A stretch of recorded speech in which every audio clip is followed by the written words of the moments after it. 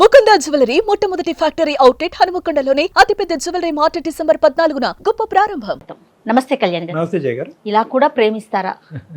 ఈ రోజులో ఇలా కూడా ఉన్నారా? ఇంకా ఈ స్థాయిలో ప్రేమిస్తారా అనిపించిందండి. చాలా అద్భుతంగా ఉంది అతని వర్షన్ అయితే వింటుంటే. బట్ ఒకవైపే మనం మాట్లాడడం కాబట్టి అసలు ఏం జరిగిందో మనం తెలుసుకునే ప్రయత్నం చేద్దాము. కాల్ చేస్తాను మరి ఒకసారి. చేయండి జయ గారు. నాకు గాఢంగా ప్రేమించే అబ్బాయిలు అంటే ఎంత ఇష్టం మేడం. అవునండి, స్వచ్ఛమైన ప్రేమ అది. హలో కిరణ్ అండి, నమస్తే అండి. నేను జయాని అందమైన జీవితం ప్రోగ్రామ్ నుంచి కాల్ చేస్తున్నాను. కిరణ్ స్టూడియోలో ఉన్నాను. డాక్టర్ కళ్యాణ్ చక్రవర్తి గారు కూడా ఉన్నారు. గుడ్ మార్నింగ్ నాన్న. కిరణ్, ఏదో నీ ప్రేమ గురించి చెప్తావు అని మేడం అంటే వెంటనే కలపండి అని అన్నాను. ఏంటి నాన్న? అదే నేను యాక్చువల్లీ ఒక అమ్మాయిని లవ్ చేశాను. ఎంత? నీ వయసు ఎంత? నా ఏజ్ 26, 27 వస్తాయి. ఎప్పటి నుంచి ప్రేమిస్తున్నావు అమ్మాయిని? ఫస్ట్ ఇయర్ నుంచి చూస్తున్నాను ఆమెని. అప్పటి నుంచి నాకు కొంచెం ఆమె అంటే ఇష్టమే. పెళ్లి చేసుకోవాలని ఒక థాట్ వచ్చింది నాకు. సో అందుకని నేను థర్డ్ ఇయర్ లో ఆమెకి ప్రపోజ్ చేశాను. ఆమెకు కూడా నేను అంటే ఇష్టమే కాబట్టి ఆమె కూడా నన్ను యాక్సెప్ట్ చేసింది. సో అప్పటికే తన మనసులో ఉన్నదా కిరణ్ అనే అబ్బాయిని? తన లోపల అంటే బయటికి చెప్పలేదు కానీ నువ్వు చెప్పిన తర్వాత చెప్పింది. అవును, అంటే ఆమెకి ఇష్టమే నేనంటే, కానీ ఫ్రెండ్ లాగా మాట్లాడేవాళ్ళం మేము. కానీ ఎప్పుడైతే నేను ఆమెకి నేను ఎలా అయితే ఆమె గురించి ఫీల్ అవుతున్నాను అని చెప్పాను, అప్పటికెళ్ళి ఆమె కూడా నన్ను కూడా లవ్ చేసింది. ఆమె కూడా. ఇప్పుడు ఏం చేస్తున్నారు కిరణ్ మీరు? నేను జాబ్ చేస్తున్నాను. నేను ఒక ఐటీ జాబ్ చేస్తున్నాను. నాకు ఒక 1 lakh ప్యాకేజ్ ఉంటుంది ప్రెసెంట్. నేను బీటెక్ అయిపోయింది. తర్వాత మేము అనుకున్నాం ఇంకా సరే నేను మంచి జాబ్ తెచ్చుకొని నేను మీ ఇంట్లో వచ్చి మాట్లాడతాను, మా పేరెంట్స్ ని తీసుకొచ్చి మాట్లాడతానని చెప్పాను. సో దానికి ఆమె కూడా అగ్రీ చేసింది. ఓకే వచ్చి మాట్లాడు, మా నాన్నకు కూడా చెప్తాను నేను అని చెప్పింది. So I'm very happy that. దాని తర్వాత నేను మా పేరెంట్స్ ని తీసుకుని వెళ్ళాను. వెళ్ళి వాళ్ళ ఇంట్లో మాట్లాడదామని వెళ్తే వాళ్ళ నాన్న చాలా అవమానంగా మాట్లాడారు. చాలా బాధగా అనిపించింది నాకైతే అప్పుడే. అంటే నీ స్థాయి ఏంటి, అసలు నువ్వు ఎవరు, నువ్వు అసలు మావాడివేనా అన్నట్టు మాట్లాడారు. అంటే ఇది ఎక్స్పెక్ట్ చేయలేదా కిరణ్? అంటే మీ గర్ల్ ఫ్రెండ్ నీతో చెప్పలేదా ఇలా మా నాన్న యొక్క రియాక్షన్ ఇలా ఉంటుంది? డైరెక్ట్ గా ఇంటికి పట్టుకెళ్ళిపోయింది. ఆ అమ్మాయి పేరేంటి అన్న? అమ్మాయి అని ప్రసార్ అంటాం బాగాలేదు. ఆ అమ్మాయి పేరేంటి? ఆ అమ్మాయి పేరు Madhuri. Madhuri Kiran love story. Okay చెప్పినా. నువ్వు కొంచెం జాగ్రత్తగా మాట్లాడు, నువ్వు మంచిగా మాట్లాడితే డాడీ కూడా యాక్సెప్ట్ చేస్తారు అని చెప్పింది. అంటే ఫైనాన్షియల్ స్టేటస్ గురించి ఎంక్వైరీ చేశారా? ఏం చేశారు కిరణ్? అంటే అది క్యాస్ట్ కమ్యూనిటీ గురించి అడిగారు. అవునండి. ఇక్కడే కొంచెం ఇలా డౌన్ అయిపోయాం మేము కొంచెం బాగా. అలా అడిగేసరికి మీ స్థాయి ఏంటి, మీకు అంత అర్హత ఎక్కడి నుంచి, నేను మా ఊర్లో వాళ్ళకి ఏం చెప్పాలి, మీ స్టేటస్ లేదు ఏం లేదు, నువ్వు నా కూతురిని లవ్ చేస్తావా, ఇలాంటి మాటలు అనేసరికి ఇంకా నాకు చాలా బాధ అనిపించింది. సో ఫైనాన్షియల్ స్టేటస్, నాన్నగారు ఆటో నడుపుతున్నారు అనేది ఒకటి, ప్లస్ కులం కూడా కొంచెం చాలా లో క్యాస్ట్ అలా, అందుకని. అండ్ అలాగే వాళ్ళు కూడా కొంచెం హై క్యాస్ట్, దాని వల్ల కొంచెం అలా అయ్యింది.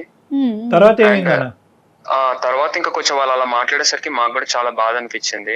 మాకు అంటే ఎవరెవరు వెళ్ళారు? నేను మా అమ్మ వెళ్ళాము. మా నాన్న రాలేదు ఆ రోజు. అమ్మగారు వచ్చారు.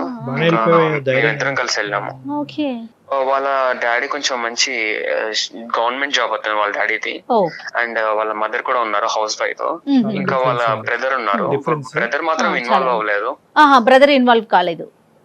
ఓన్లీ ఆమెనే వచ్చి మాట్లాడారు. సో మనం ప్రాక్టికల్ గా మాట్లాడుకుంటే మీ ఇద్దరి మధ్య తేడా అనేది అన్ని విషయాల్లో కొంత ఎక్కువగానే కనిపిస్తోంది, అంతేనమ్మా?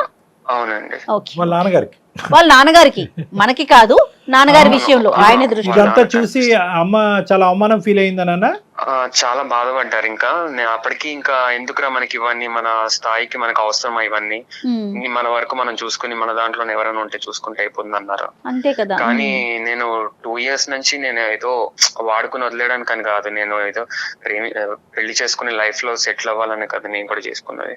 అవును, కానీ రెండు వైపుల అంగీకారం లేనప్పుడు అనవసరంగా నువ్వు తల్లిని కూడా తీసుకెళ్లి బాధపడుతున్నావు కదా. ఇక్కడ మీ అమ్మగారు ఇంత అవమానం ఎప్పుడు చూసి ఉండరు ఆవిడ జీవితంలో. నాన్నగారు ఇంకా అదృష్టం కొద్ది రాలే, కానీ నాన్నగారు కూడా ఘాటుగానే తగిలి ఉండేది. సరే తర్వాత ఏమైంది అన్న, వచ్చిన తర్వాత ఏమైంది? చాలా బాధ అనిపించి ఇంకా మేము ఇంటికి వెళ్ళిపోయాము. ఇంకా మాట్లాడలేదు కొన్ని రోజులు, మేము మాట్లాడుకోలేదు. ఇంకా కొన్ని రోజులు మాట్లాడుకోకపోయినా తర్వాత చాలా రోజులు సరే ఇంకా నేను కొంచెం ఇంకా బాగా జాబ్ చేసి మాది కొంచెం, లేకపోతే నేను నిన్ను చూసుకోవడానికి కొంచెం ఆర్థికంగా నేను కొంచెం డబ్బులు అయినా పెంచుకుని మాట్లాడతానని చెప్పిన. ఇంకొంచెం సెటిల్ అవ్వాలని ట్రై చేశాడా? అవును, నేను అలా ట్రై చేశాను. సో చేసే ఈ గ్యాప్ లో ఏమైందంటే మ్యారేజ్ చేసేసారు ఆమెకి. సో ఆమెకి మ్యారేజ్ అయిపోయింది. నేను చాలా అసలు అన్ఎక్స్పెక్టెడ్, అది నేను అసలు అనుకోలేదు మ్యారేజ్ అయిపోతుందని. అప్పటికి ఇంకా నేను కాల్ చేయడానికి చాలా ట్రై చేశాను. కాదు కిరణ్, తను నీతో ఏం టచ్ లోకి రాలేదా? ఇట్లా నాకు పెళ్లి సంబంధాలు రోజులు అసలు ఫోన్ స్విచ్ ఆఫ్ వచ్చింది. ఒక రోజు ముందు నాకు మెసేజ్లు కూడా వచ్చాయి కొంచెం నార్మల్ గా, ప్లీజ్ నాకు కొంచెం మెసేజ్ చేయకు, ఇంట్లో చాలా ఇబ్బందిగా ఉంది అన్నట్టు కొంచెం అలా మెసేజ్ పెట్టారు నాకు. అంతే కాదండి, ఇప్పుడు మీరు వాళ్ళ ఇంటికి వెళ్ళి మాట్లాడొచ్చిన తర్వాత మీ ఇద్దరి మధ్య ఎలాంటి కమ్యూనికేషన్ లేదా? ఉంది, కానీ మామూలుగా ఉంది. ఎలా నాతో మామూలుగా ఇలా మధు చాలా సార్లు మాట్లాడింది. కాదు నాన్న, ఇంకో మ్యారేజ్ సంబంధం చూస్తున్నారా, అబ్బాయిని చేసుకోబోతున్నారు అనేది నీకు హింట్ లేదా, మాధురికి హింట్ లేదా? అసలు మాధురికే లేదా? నాకు తెలీదు, ఆమెకు కూడా తెలియదు. అది అమ్మాయి కూడా తెలియదు. మాకు సర్ప్రైజ్ గా తీసుకొచ్చారు, ప్రెషర్ పెట్టారు, పెళ్లి చేశారు. అవును, అది ఒక నెల రోజుల ముందు నుంచి మేము అసలు మాట్లాడుకోలేదు. ఆమెకు పెళ్లి అయ్యే నెల రోజుల ముందు నుంచి మేము మాట్లాడుకోలేదు అసలు. మాధురి పెళ్లి అయిన తర్వాత ఎలా ఉంది, నీతో టచ్ లో ఉందా? అది అంటే మేమిద్దరము ఎలా కలిసామంటే, మళ్ళీ ఒక ఫ్రెండ్ ఉన్నాడు మాకు, కామన్ ఫ్రెండ్. మేమిద్దరము ఆయన పెళ్లిలో కలిసాము అసలుకి. అప్పటి వరకు మీ కమ్యూనికేషన్ అంటే ఎంత గ్యాప్? అది ఎంత గ్యాప్? అది దగ్గర ఒక 8-9 months, దగ్గర ఒక 1 year అని ఉండొచ్చు. మాధురికి 1 year పెళ్లి అయిన తర్వాత మళ్ళీ మీరు కలుసుకోవటం. అవును, ఈ మధ్యలో మళ్ళీ 1 year. నీ మధ్యలో ఉన్నానా? మేము ఇంకా నేను పెళ్లి అయింది కాబట్టి నేను ఇంకా డిస్టర్బ్ చేయాలనుకోలేదు. ఎందుకంటే నాకు ఆమె హ్యాపీగా ఉంటుంది, వాళ్ళ నాన్న తెచ్చిన సంబంధం కదా అనుకున్నాను అలా. సో ఇంకా మేము 1 year తర్వాత కలిసాము. కలవడం కూడా ఎలా ఉందంటే తన మ్యారేజ్ లైఫ్ అసలు చాలా ఇబ్బందిగా ఉందంట. వాళ్ళు అసలు అతను వాళ్ళ కులం అతనే, అంటే వాళ్ళ తెలిసిన ఆయన వాళ్ళ, అంటే నాన్నగారు తీసుకొచ్చిన పెద్దలు నిర్ణయించిన సంబంధమే అంతే. అవునండి, అయితే వాళ్ళే కాబట్టి ఇంకా ఆమె కూడా ఒప్పుకున్నాక చాలా బాధలు పడింది. అతను కూడా వేరే వాళ్ళతో తిరగడం, బయట వేరే అమ్మాయితో తిరగడం, ఆమెని ఇట్లా ఎవరు అబ్బాయా మొత్తం ఇలా ఆమె మీద కిరసనాయిలు పోసేసేవారు ఊరికే, అంటే ఇలా ఊరికే అంతే. అంతేగాని అలా చంపేయడం ఏం కాలేదు. ఊరికే అలా థ్రెటనింగ్ చేయడము, లేకపోతే చాలా ఇబ్బంది పెట్టి ఆమె జుట్టు పట్టుకుని లాక్కుని వెళ్ళడం, ఆయన ఇలా చేశారంటే ఇంట్లో. చాలా సాడిస్ట్. వాళ్ళిద్దరి మధ్య గొడవలకి కారణాలు ఏంటి అంటే వాళ్ళ నాన్న చెప్పారేమో అని. ఎందుకంటే ఆమె నాకు ఇవన్నీ చెప్పలేదు క్లియర్ గా, ఎందుకు ఏంటి అనేది చెప్పలేదు. ఏంటి కారణం అంటే ఇది అవన్నీ అడక్కు, నాకు మళ్ళీ గుర్తు చేసుకోవాలని లేదు అని చెప్పింది ఆమె. ఇంకా కానీ నీదైతే కాదు కదా, అంటే నువ్వు తన జీవితంలో పాస్ట్ లో ఉన్నావు అనే ఉద్దేశంతో, అనుమానంతో ఆడి ఇలా ప్రవర్తించేవాడా? ఇంకేదో వేరే రీజన్ అయితే అయ్యి ఉండదు, ఎందుకంటే అదే అయ్యి ఉంటుంది నాకు తెలిసి. కానీ మాధురి మాత్రం నీకు తెలిసినంత వరకు పెళ్లి అయిన తర్వాత నిన్ను తీసి పక్కన పెట్టిందా, లేదంటే ఇంకా తన మనసులో నువ్వే ఉన్నావా కిరణ్? ఆ తర్వాత అదే మేము పెళ్లిలో కలిసి ఇంకా మాట్లాడుకున్నాము. ఇంకా అప్పుడు వాళ్ళిద్దరు డివోర్స్ తీసేసుకున్నారు. డివోర్స్ అయిపోయింది. డివోర్స్ అయిపోయాక నేను అడిగాను, సరే నేను వచ్చి మరి మీ నాన్నతో మళ్ళీ మాట్లాడతాను, నాకు పర్వాలేదు ఏమన్నా కూడా, ఇప్పుడు నా దగ్గర నేను స్టేటస్ ఇవన్నీ అనుకుంటే కనుక నేను కొంచెం సంపాదిస్తున్నాను కదా డబ్బులు అయితే, కాబట్టి నేను వచ్చి మాట్లాడతాను అని చెప్పా.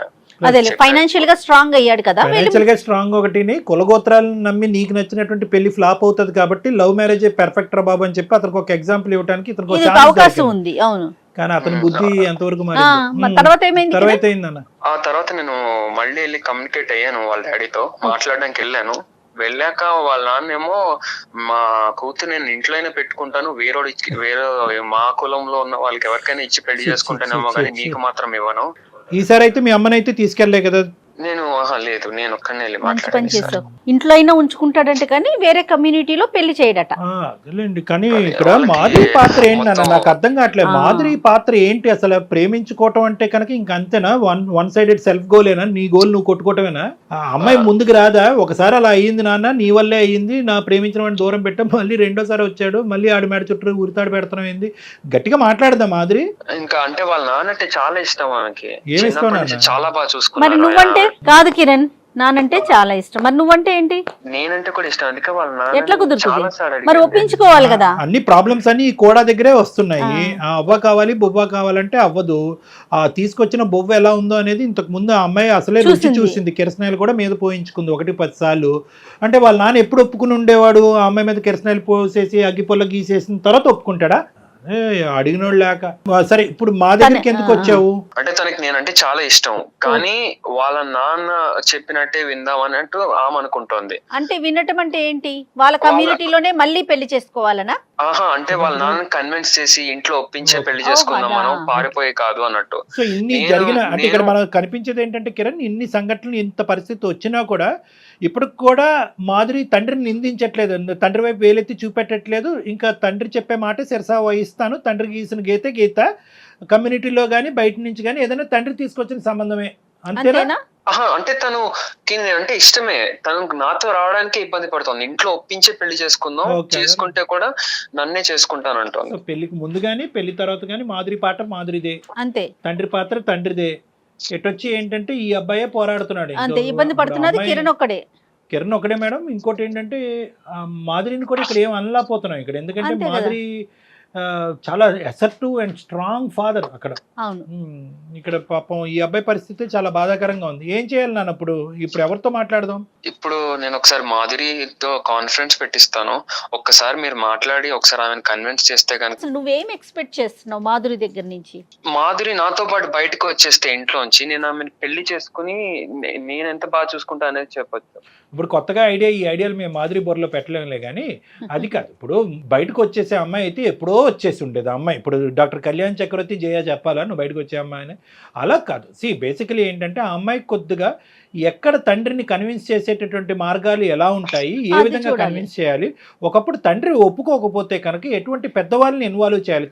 తండ్రి కూడా రెస్పెక్ట్ ఇచ్చి తండ్రి కూడా మాట్లాడే కొంతమంది ఉంటారు కదా, ఆ వ్యక్తులను ఎలా ఇన్వాల్వ్ చేయాలి అనేది కూడా మనం మాట్లాడాలి. సో కాబట్టి ఏంటంటే నాన్న, ఫస్ట్ టైము కిరణ్ ఇంతకాలం ఓపిక పట్టాడు, చాలా గొప్ప.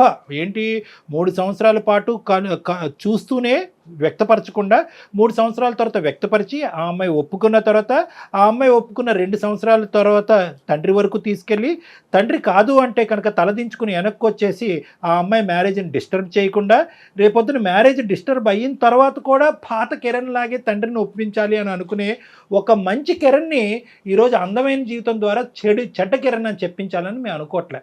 కాబట్టి పారిపోయి వచ్చేసి లేచిపోయి ఒప్పించేసే అనేది ఈ వేదిక ద్వారా వద్దు, అది కాదు. ఎందుకంటే కనుక ఈరోజు ఆ తండ్రి చాలా గట్టి తండ్రి, చాలా మంచి తండ్రి అయినా కూడా చాలా పట్టు వదలనటువంటి విక్రమార్కుడు లాంటి తండ్రి అతను. రేపొద్దున ఈ పని చేస్తే కనుక ఆ అమ్మాయికి ఇప్పుడు చూపెట్టేది కాదు, అతను తర్వాత చూపెడతాడు ఒక విచిత్రమైన ప్రపంచం. అంతకు కూడా ఒడిగడతాడు. అలా చేయటం ద్వారా మీ ఇద్దరి మధ్యన ఏదైతే కష్టపడి కింద మీద పడి పెళ్లి చేసుకున్న దాని యొక్క విలువ పోతుంది, ఆ సంతోషం పోగొట్టుకున్న వాళ్ళు అవుతారు. కాబట్టి చెప్పే విధానంగా పెద్దరికంగా మేము ఎలా చెప్పాలో అలా చెప్పడానికి ఒక ప్రయత్నం చేస్తాం. ఫస్ట్ మాధురికి ఫోన్ అయినాను. ఒకసారి చెప్పు మా, ఇట్లా కళ్యాణ్ గారు ఉన్నారు, ఇది అందమైన జీవితం ప్రోగ్రామ్ అని మీరు మాకు చెప్పినాక నెక్స్ట్ మాట్లాడదాం. ఓకే.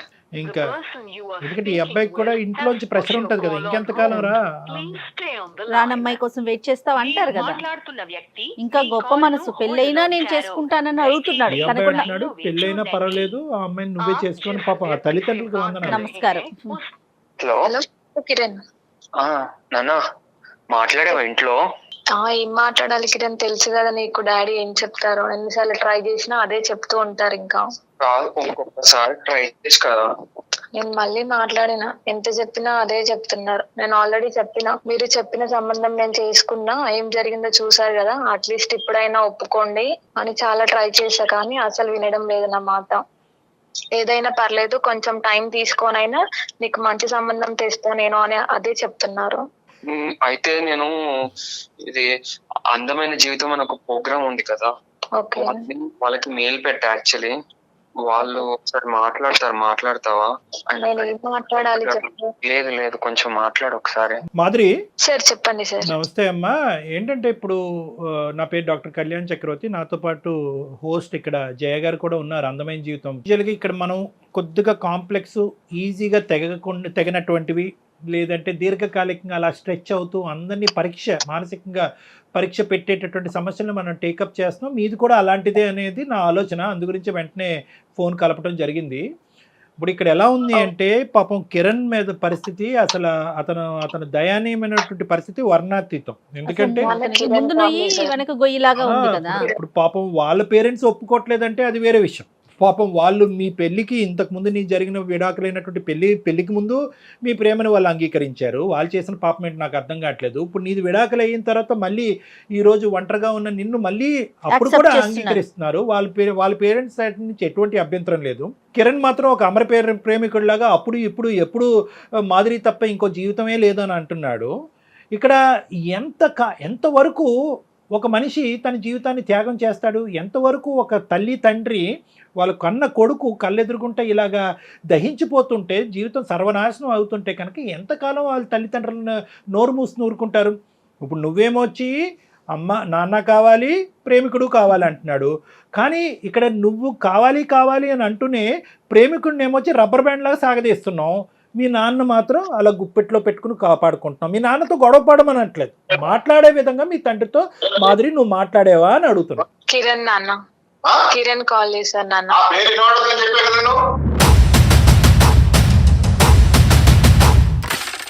అంటే ఏదో మాట్లాడడానికి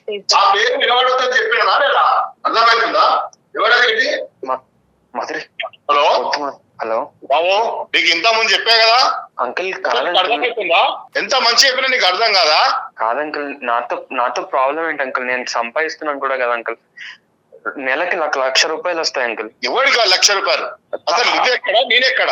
అసలు నీకు నాకేమైనా పొంతన ఉందా? అంకుల్ మీరు ఆల్రెడీ ఒక మ్యారేజ్ చేశారు కదా అంకుల్, అది చూసారు కదా ఎలా అయిందో మొత్తం పెళ్లి. అది డివోర్స్ అయిపోయింది. అతను అంతా టార్చర్ చేశాడు. నేను 2 years నుంచి లవ్ చేస్తున్నాను. కూడా పర్వాలేదు, ఇంకోటి అయినా కూడా పర్వాలేదు. నాకు నీకు చాలా చాలా దూరం ఉంది. అది నా కమ్యూనిటీ వాడైనా నా కమ్యూనిటీ వాడు ఎవడైనా పర్లేదు నేను ఇచ్చుకుంటాడు. దీనికి నీకు సంబంధం లేని విషయం. నువ్వెక్కడ నేనెక్కడ? ఇప్పుడు ఏంటి అంకుల్ ఇన్ని ఇయర్స్ ఎప్పుడు అంకుల్? అది ఎన్నేళ్ళు అయింది అంకుల్ అదంతా అయిపోయి? ఇప్పుడు ప్రెసెంట్ ఏంటి అంకుల్? అసలు లవ్ చూస్తారు అంకుల్ ఏంటి? మేము ప్రేమించుకుంటున్నాం. అది అసలు ఏంది? అసలు నీకు ఏం అర్థమవుతుంది? అసలు నేను ఎవరు అనుకుంటున్నాను ఇంతకి? నీ ఆలోచన ఏంది? నీకు ఎంత అనుభవం ఉంది? అసలు నీ కమ్యూనిటీ ఏంది, నా కమ్యూనిటీ ఏంది? అర్థమవుతుందా? ఏం ప్రేమ పెళ్లిళ్ళు ఇవేనా?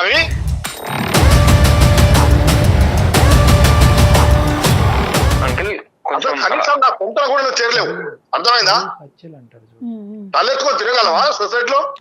వద్దని చెప్పే కదా. ఎప్పటికైనా నీ పద్ధతులు ఉండు. సార్ గురుగారు నమస్తే, నేను కూడా లైన్లో ఉన్నాను. నేను ఉన్నానని మీకు తెలియలేదు అనుకుంటాను. నా పేరు డాక్టర్ కళ్యాణ్ చక్రవర్తి. నాతో పాటు హోస్ట్ జయ గారు ఉన్నారు. మేము అందమైన జీవితం అనే కార్యక్రమం సుమన్ టీవీ నుంచి ఫోన్ చేస్తున్నాం. అంటే మేము బేసికలీ ఏంటంటే 1-2 నిమిషాలు ఓపిక్గా వినండి గురుగారు. మీ పేరు నేను అడగలేదు. మీ పేరు సతీష్ కుమార్ అండి. సతీష్ కుమార్ గారు. నమస్తే సతీష్ కుమార్. మీరు ఎవరు అని అడుగుతారేమో అని అనుకున్నాను, కానీ అడగకముందే బహుశా యాక్సెప్ట్ చేశారు నన్ను మాట్లాడటం. సంతోషం.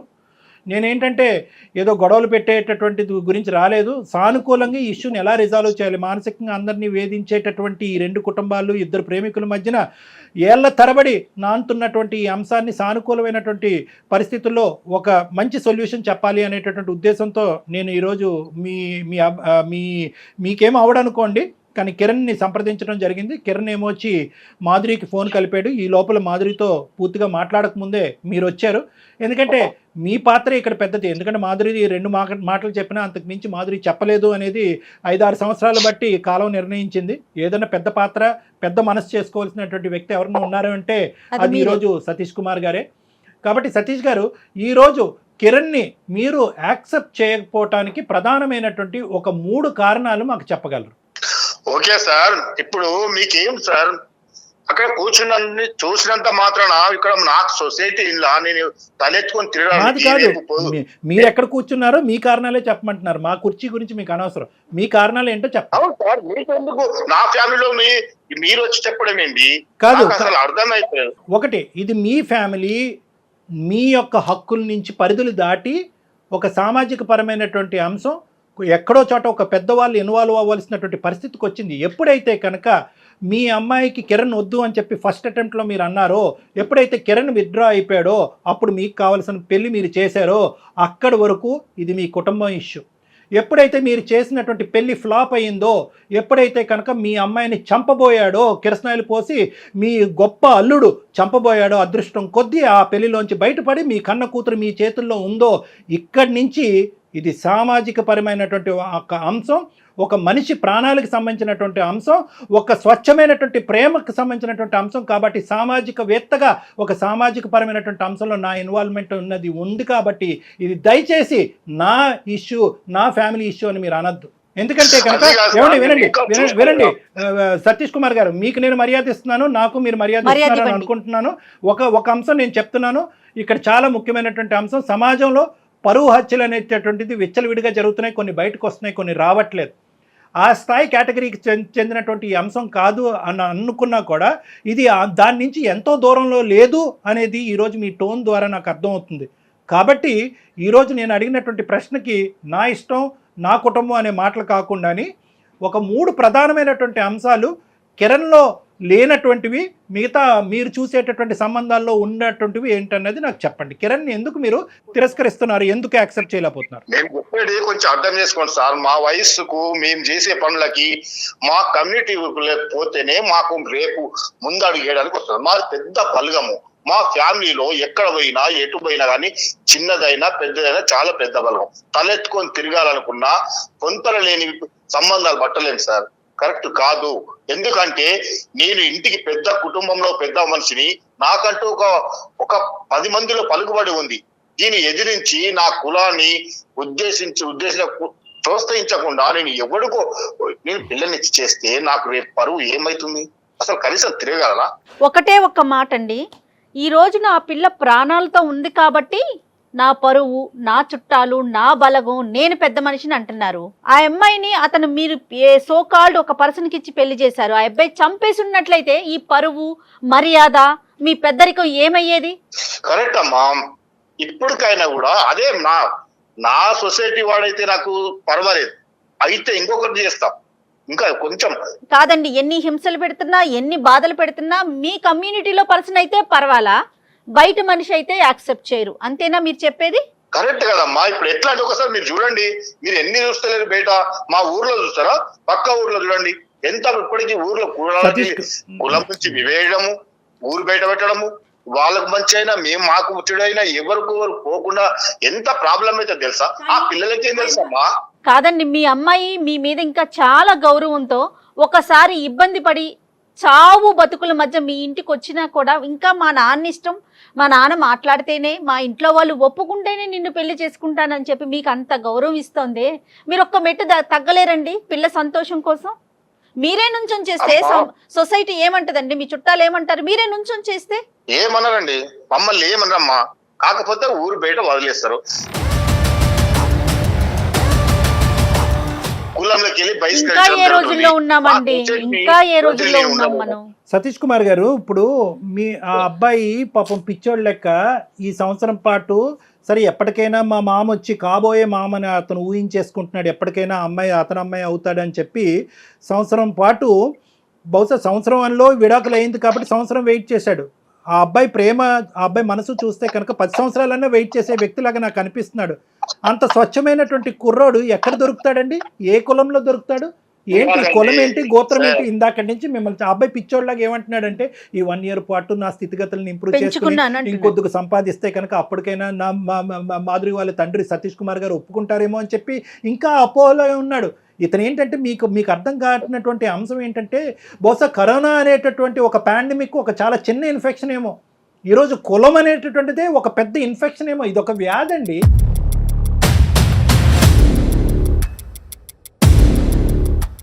ఎందుకంటే కనుక మీ అమ్మాయి మీకు గౌరవం ఇస్తుంది, ప్రేమ ఇస్తుంది, పంచ ప్రాణాలు ఇస్తుంది.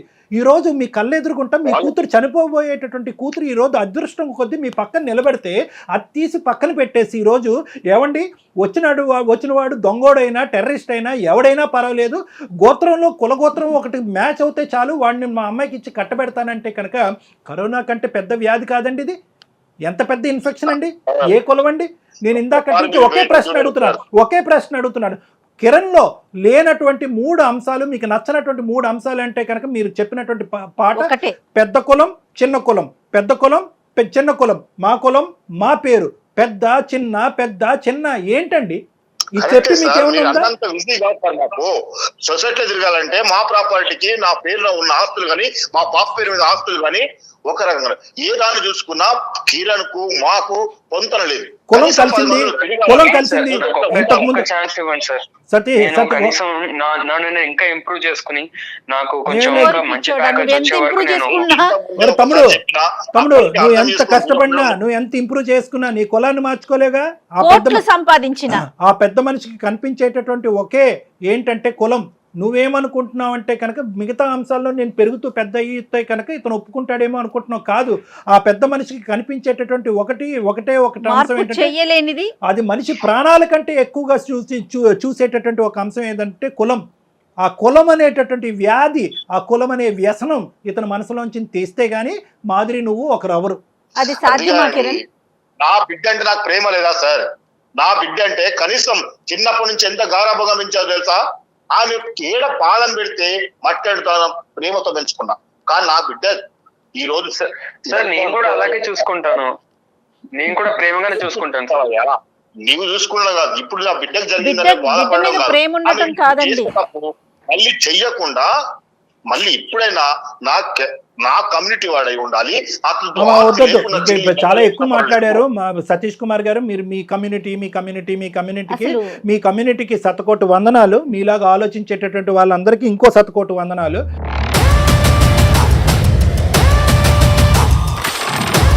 నేను ఒకటే చెప్తున్నాను, ఈరోజు మాదిరి ఇక్కడ మాట్లాడకపోతే బహుశా ఈ బండి ముందుకు వెళ్ళదు. నిజంగా మాధురికి ఇప్పుడు డిసైడ్ చేసుకోవాలన్నటువంటి సందిగ్ధ పరిస్థితి వచ్చింది. తండ్రి కూతుర్ల మధ్యన గొడవ పెట్టేటటువంటి ఉద్దేశం డాక్టర్ కళ్యాణ్ చక్రవర్తికి, సుమన్ టీవీకి లేదు. కానీ మీరు ఇంత మూర్ఖత్వంగా, ఇంత మొండిగా వ్యవహరిస్తుంటే కనుక ఖచ్చితంగా మాధురిలో ఒక ఆలోచనని తట్టి లేపవలసినటువంటి పరిస్థితి వచ్చింది. ఇప్పుడు ఈరోజు మాధురి ప్రేమ అంటుంది, అవ్వ కావాలి బువ్వ కావాలి అంటుంది. కానీ ఇక్కడ బువ్వ అనేటటువంటి తండ్రి, చిన్నప్పటి నుంచి బువ్వ పెట్టినటువంటి ఒక తండ్రి ఈరోజు లాజిక్ లేకుండా మాట్లాడుతున్నాడు. తన పట్టినటువంటి కుందేలకు 3 కాళ్ళు అన్నట్టుగా మాట్లాడుతున్నాడు. ఒక వ్యసనానికి, కులం అనేటటువంటి వ్యసనంలో మునిగిపోయి ఉన్నాడు. ఇటువంటి వ్యక్తికి ఈరోజు నేను కౌన్సిలింగ్ చేసి ఆ కులం అనేటటువంటి పరిస్థితిని తీయగలనా? ఏమండి, ఒక తప్పుడు పెళ్లి చేశారు, ఆలోచించకుండా ఒక తాగుబోతుకి ఇచ్చి పెళ్లి చేశారు. ఒక అనుమానించేటటువంటి ఒక వ్యక్తికి, చంపేబోయేటటువంటి ఒక వ్యక్తి పెళ్లి చేశారు. ఎక్కడ ఉందండి మీ కులం? ఆ కులం వచ్చి అప్పుడు మాట్లాడలేదా మీతో? ఆ కులం వచ్చి మాట్లాడలేదా? ఏం సతీష్ కుమార్ ఏం చూసావు, ఏం చేసావు? అల్లారు ముద్దుగా ప్రేమించి పెళ్లి చేసావు, ప్రేమించి బాగా పెంచుకున్నాను నా కూతుర్ని అన్నావు. మరి ఇలాంటి సంబంధం తీసుకొస్తామని చెప్పి మీ వైపు ఎవరు వేలెత్తి చూపెట్టలేదా? మిమ్మల్ని కులం నుంచి బహిష్కరించలేదా? సార్ ఒక్కసారి తప్పు జరిగిందని నన్ను అనుకుంటే ఇంకొకసారైనా, ఈసారి నాకు చేసిన తప్పు మళ్ళీ చేయకుండా నా సొసైటీలో ఎవరైనా పర్లేదు, కనీసం ఏదైనా అతనికి ఇచ్చి చేసి. మాధురి ఈ రోజు నువ్వు మాట్లాడవలసినటువంటి పరిస్థితి ఆసన్నమైంది. ఒక్కసారి ఎప్పుడైనా రెస్పాండ్ నువ్వు కర్ర ఎరగకూడదు, పాము చావకూడదు అంటే అవ్వదమ్మా. ఇక్కడ ఏదో ఒకటి విరగాలి. నువ్వు గొంతెచ్చి నీ మనసులో ఉండేటటువంటి ఒకరు ప్రేమిస్తే అది ప్రేమ కాదమ్మా. ఒకరు ప్రేమించినంత మాత్రం పెళ్ళి అవ్వదు. నిజంగా నువ్వు గాఢంగా నువ్వు కిరణ్ ని ప్రేమించేటట్టయితే కనుక ఈ రోజు మా యొక్క సపోర్ట్ నీకుంది, నువ్వు మాట్లాడాలి. చెప్పండి సార్. ఏం చెప్పాలమ్మా? నీ నాన్నగారి మాట నువ్వే వింటున్నావు కదా. ఏంటి నువ్వు చదువుకున్న దానివి, ఈ జనరేషన్ అమ్మాయివి. స్టార్టింగ్ నుంచి అదే చెప్తున్నారు. ఎప్పుడైతే మా లవ్ గురించి ఇంట్లో చెప్పామో అప్పటి నుంచి ఇదే చెప్తున్నారు. అయితే కిరణ్ గెట్ లాస్ట్ అని చెప్పు, కిరణ్ గెట్ లాస్ట్ అని చెప్పమ్మా. అతను బతుకుతాడు. ఎందుకు కిరణ్ ఇలా ఎండగడుతున్నావు? తాళ్ళ మీద వేసి బట్టలు ఉతికినట్టు ఉతికారు, అవమానించవలసిందంతా అవమానించారు. వాళ్ళు దిక్కులేనటువంటి పరిస్థితి తీసుకొస్తున్నారు. ఆ అబ్బాయి పెళ్లి చేసుకోకుండా తడిగొడ్డ కట్టుకుని అలా కూర్చున్నాడు. పొమ్మను ఎందుకు నానబడుతున్నావు? పెట్టాను సార్. ఆయన ట్రై చేసి నేను చాలా సార్లు చెప్పాను, మా ఇంటికి రాకు, నిన్ను చాలా అవమానిస్తున్నారు, అది నాకు నచ్చట్లేదు. అయినా కిరణ్ వినట్లేదు. కిరణ్ వినట్లే కాదు, మాధురి మనసాక్షి ఏం చెప్తుంది? ప్రేమించేవాడిని ఒకరిని ప్రేమిస్తుంది, తండ్రి పెళ్లి చేస్తే ఇంకోటి పెళ్లి చేసుకుంటుందా? అదే నా ప్రేమ అంటే? ఎందుకమ్మా జీవితాలతో ఆడుతారు మీరు ఇలాగా? నిజంగా మీ నాన్న ఇంత కర్కోటమైనటువంటి మనిషి అయితే కనుక అసలు ప్రేమ అనే లూప్లోకి ఎందుకు దించావు ఆ కుర్రోడ్ని? నీకు తెలీదా మీ నాన్న యొక్క వ్యక్తిత్వం? కులగోత్రాలు మ్యాచ్ అవ్వకపోతే అటువంటి పెళ్లికి వెళ్ళడు, అటువంటి పెళ్లిని ఆశీర్వదించడం అనేటటువంటి మీ తండ్రి గురించి కూతురుగా నీకు తెలీదా? మీ ఇద్దరమే కులాలా? మీ ఇద్దరమే గోత్రాలా? మీ అందరూ ఇలా చచ్చిపోవాలా? ఏం మాట్లాడుతున్నావు నువ్వు? మనకి లాస్ట్ ఛాన్స్ ఉంది మాకు. నీ బొంద, నువ్వు ఆగరా బాబు. నేను కిరణ్ తో చెప్పాను సార్, ఇలా మా డాడీకి క్యాస్ట్ ఫీలింగ్ చాలా ఉందని. తను ఏం చెప్పాడంటే ఫస్ట్ అయితే జాబ్ తెచ్చుకుంటాను, నేను సెటిల్ అయ్యాక మాట్లాడతాను, ఈ రోజుల్లో క్యాస్ట్ ఏముంది, సెటిల్ అయితే అందరు ఒప్పుకుంటారు కదా అని చెప్పాడు. సో నేను కూడా ఒప్పుకున్నాను సరే అని. ఎక్కువగా ఊహించుకోలేకపోయాడు కిరణ్. అమ్మ 2 దఫాలు తగిలిందమ్మా అతనికి డోసు, ఒక దఫా కాదు 2 సార్లు దఫా. ఎప్పుడు పెళ్లికి ముందు గోత్రం అనే మాట ఎత్తున్నటువంటి తండ్రిని తల్లిని కూడా అవమానించాడు. అప్పుడైనా కిరణ్కి బుద్ధి రావాలి. లేదు రెండోసారి భర్తను వదిలేసినటువంటి మాధురి వచ్చి నిలబడిన తర్వాత ఇప్పటికీ కులగోత్రాల గురించే తండ్రి మాట్లాడుతున్నప్పుడైనా కిరణ్కి బుద్ధి రావాలి. అతనిది పుట్టుకతో పెట్టినటువంటి వెన్నతో పెట్టిన విద్య కిరణ్. అతను మారాడు. నీకు మాధురి కావాలా? మాధురి నీకు ప్రేమ కావాలా? నీకు కిరణ్ కావాలా? అంటే మా డాడీ ఒప్పుకుంటేనే నేను చేసుకుంటాను పెళ్లి. సతీష్ గారు, నేను ఒకటే మాట అంటున్నాను, ఇంత మంచి కూతుర్ని ప్రేమాన్ని త్యాగం చేసి తండ్రి మాట జబదాటకూడదు అనేటటువంటి 2 దఫాలు తన జీవితం అన్యాయం అయిపోయినా పర్లేదు, తండ్రి మాటను కొట్టేయకూడదు అనేటటువంటి కూతురి ప్రేమని మీ ప్రేమ ముందు ఏంటండి చెప్పండి? మీ ప్రేమ పనిచేస్తుందా? ఇటువంటి మంచి కూతుర్ని, అటువంటి మంచి అల్లుడిని తీసుకురాగలరా మీరు? నేను ఛాలెంజ్ చేస్తున్నాను. ఒక్కసారి నా మాట వినండి సార్. నేను విన్ను మీ గోత్రం అనే గోత్రం అనే మాటలు తప్ప ఏదైనా వింటా. మీరు అది తప్ప ఇంకేం మాట్లాడట్లే. ఇంకా మాట్లాడలేదు. వాళ్ళిద్దరికి పెళ్లి చేయండి, వాళ్ళ పెళ్లికి నేను గ్యారంటీగా నిలబడతా. చెయ్యండి. ఒక్క మాట సార్, ఒక్కసారి చూడండి. వాళ్ళకి ఏం తెలుసు సార్ పెళ్లిల గురించి? 4 రోజులు నా బిడ్డ మీద మోదిపోతుంది, అవతల ఇంకా ఎక్కడో చేసిపోతాడు.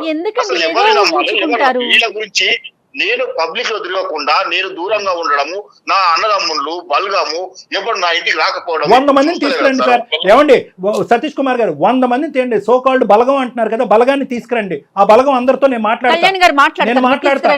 ఏ బలగం అండి? ఏ బలగం వస్తుంది చెప్పండి?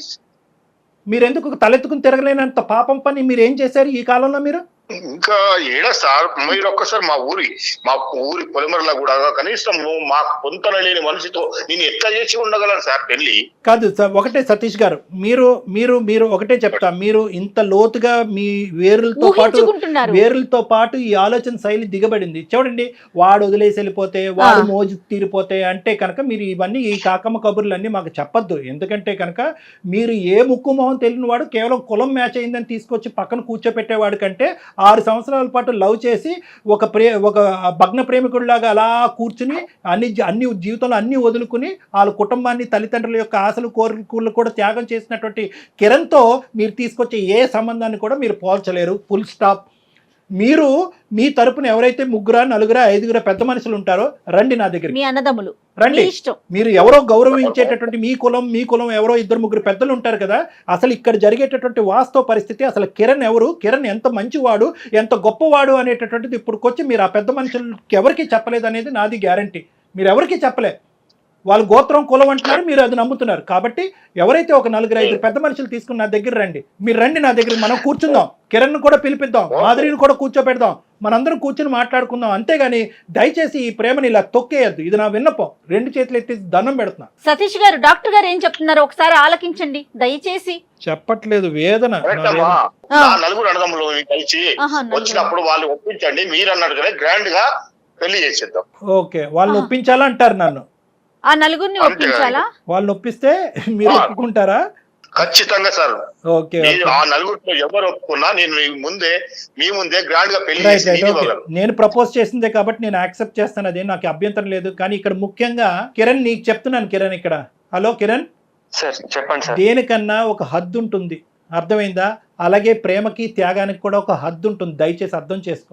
ఏ మాదిరి నువ్వేమంటావు? మీ నాన్నగారు ఒక కండిషన్ పెట్టారు, దానికి డాక్టర్ గారు ఓకే అన్నారు. ఎందుకంటే మీ ఇద్దరిని కలపాలన్న సదుద్దేశంతో. నీ పాత్ర ఇక్కడ చాలా గట్టిగా ఉందమ్మా. ఓకే మేడం, నాకు కూడా ఇష్టమే. అంటే ఇన్ని రోజులు డాడీ అసలు కిరణ్ పేరు ఎత్తితేనే చాలా చిరాకు పడేవాళ్ళు. ఇప్పుడు సార్ చెప్పాక అట్లీస్ట్ ఈ మెట్టైనా దిగారు కదా, నాకు కొంచెం హోప్స్ ఉన్నాయండి. ఇప్పుడు మీరు వాళ్ళని కూడా ఒప్పిస్తారు, మా పెళ్లి జరిపిస్తారని కొంచెం నమ్ముతున్నాను. Thank you so much madam. చూద్దాం, మా వంతు ప్రయత్నం మేము చేస్తాం. మీరు 2 వైపులు, ప్రతి కేసులో నేను చెప్తాను కదా, 2 ద్వారాలు తీసి ఉంచండి. అంటే ఏంటంటే కనుక వాళ్ళు ఒప్పుకుంటే ఏంటి, ఒప్పుకోకపోతేనేంటి, 2వ ఆప్షన్ కూడా మీరు ఓపెన్ గా పెట్టుకోండి. ఓకేనా? మిగతావన్నీ మనం కలిసి మాట్లాడుకుందాం. ఓకేనా? ఓకే కిరణ్. సతీష్ గారు ఉంటామండి. నమస్తే. నమస్తే అండి. మాకు మీతో మాట్లాడినందుకు అవకాశం కల్పించినందుకు, మా యొక్క విజ్ఞప్తిని మన్నించి సానుకూలంగా స్పందించినందుకు ధన్యవాదాలు. నమస్తే అండి. చాలా సంతోషమండి. మీకు మా తరపున ధన్యవాదాలు. Thank you. మీరు మెట్టు దిగినట్టే ఉన్నారు. కిరణ్ కూడా స్ట్రాంగ్ గా చెప్పండి, ఒక్కసారి పెళ్లి అయిపోయిన తర్వాత పాత విషయాలు తవ్వకూడదు, రైట్. చాలా జాగ్రత్తగా ఉండాల్సిన పరిస్థితి. ఎందుకంటే సుమన్ టీవీ తరపున అండ్ మీరు మనమంతా ఇన్వాల్వ్ అయ్యి అతని పెళ్లిని ఒప్పించబోతున్నాం అని అనుకుంటున్నాను నేను. అంటే జయ గారు, ఇప్పుడు ఓకే, ఇది కిరణ్ ఇష్యూలో మనకి ఇంత అదృష్టం ఉంది కాబట్టి, ఎందుకంటే ఆయన మాట్లాడారు కాబట్టి, అతను మాట్లాడారు కాబట్టి, మీరెవరు చెప్పేదని ఫోన్ పెట్టేస్తే మనం ఏం చెప్పలేం.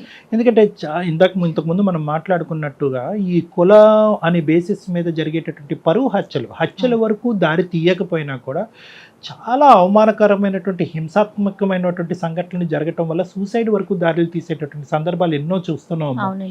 అట్లీస్ట్ మనం ఈ చేసేటటువంటి ఒక ఎపిసోడు ఆ విధంగా ఇందాక నుంచి 1-10 సార్లు అన్నాను, కరోనా కంటే పెద్ద వ్యాధి అని నేను ఎందుకు అన్నానంటే కనుక అటువంటి స్ట్రైకింగ్ వర్డ్స్ మనం కొన్ని మాట్లాడితే అట్లీస్ట్ ఆ మాట వినైనా కూడా ఈ కులం అనేటటువంటి ఒక సబ్జెక్టు, ప్రేమ అనేటటువంటి గొప్ప హ్యూమన్ బేసిస్ మీద నడిచేటటువంటి ఒక మానవత్వంతో కూడినటువంటి ఒక పవిత్రమైనటువంటి దాన్ని అడ్డుకట్టు వేయలేదు అనేది వాళ్ళకి తగులుతుంది, ఆ విధంగా అనిపిస్తుంది అనే ఉద్దేశంతో నేను ఆ మాట అన్నాను. తప్పకుండా అండి, మీరు చెప్పింది 100% ట్రూ కళ్యాణ్ గారు. చూద్దామండి వాళ్ళు ఎంతమంది వస్తారో, ఏం మాట్లాడాల్సిన పరిస్థితి మీకు వస్తుందో, ఎట్లయినా మీరు వాళ్ళని ఒప్పిస్తారని నేనైతే అనుకుంటా ఉన్నాను. చూద్దాం. తప్పకుండా జయ గారు. నమస్తే. నమస్తే.